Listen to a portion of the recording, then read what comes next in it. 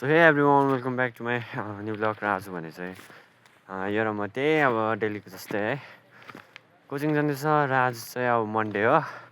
So Monday चाहिँ अब fresh भएर होइन जङ्गाल भएर हामी जाँदैछ र अहिले भने चाहिँ अब भरे अहिले होइन भरेतिर चाहिँ अलिक माथि बजार पनि जानुपर्ने छ है। किन भन्दाखेरि चाहिँ त्यो अब केसहरू बजारभन्दा पनि माथि उयो केसहरू काट्नु जानुपर्ने छ। अन्त त्यहाँनिर एक दुईवटा सामानहरू पनि किन्नुपर्ने छ। सो तपाईँहरूलाई भरे बेलुका भेट्नेछु है क्लासहरू सकेर। 3 hours later. र अहिले भने चाहिँ म चाहिँ केस काट्नु जाँदैछु साथी हो। र अब भने चाहिँ हामी चाहिँ उकालो जाँदैछु है यो र मै अब चाहिँ के गर्नु गएको भन्दाखेरि चाहिँ अघि नै अब केसहरू पनि काटिसकेँ र अब भने चाहिँ म चाहिँ उकालो रिचार्ज हाल्नु जान्छु भाइको अघिदेखि कल गरेर भनेको छ नि त। अब चाहिँ हामी उकालो रिचार्ज गर्नु गएँ र अब भने चाहिँ सबै गरिसकेर चाहिँ अब लास्टमा चाहिँ है अब अन्डा किन्नु थियो है के गर्नु अब डाइटको लागि। सो अब हामी चाहिँ यहाँनिर चाहिँ अन्डा किन्न आइरहेको छु।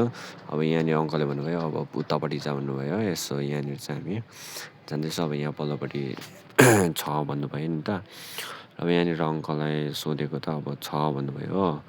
र अब यहाँनिर चाहिँ अब हामी चाहिँ यहाँनिर अन्डा चाहिँ अब मैले चाहिँ अब यसलाई हाल्न भनेको थिएँ नि त। अब यसले चाहिँ नफुटेको हाल भनेको थियो। सो अब यसले चाहिँ हेर्दै अब हाल्नु थालेँ अन्डा। र अब भने चाहिँ हामी चाहिँ अब सबै अन्डाहरू किनिसकेको छ। अब यसले बोकेको हेर्दा हुन्छ है नानी डल्लो पारेको जस्तो बोक्यो नि। अब भने चाहिँ हामी चाहिँ अब ओह्रालो अब जाँदैछु है अब घरतिर यो र म चाहिँ फेरि अब यसले चाहिँ बोक्दिनँ भन्दै थियो है अब मिठाई किनिदिए भन्छ।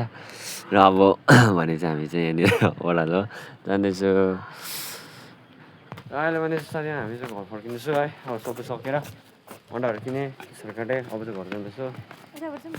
त्यहाँको बाटो नजाउँ त्यो तल हरेस लाग्छ म जानु यहाँबाट जाँदैछु हो।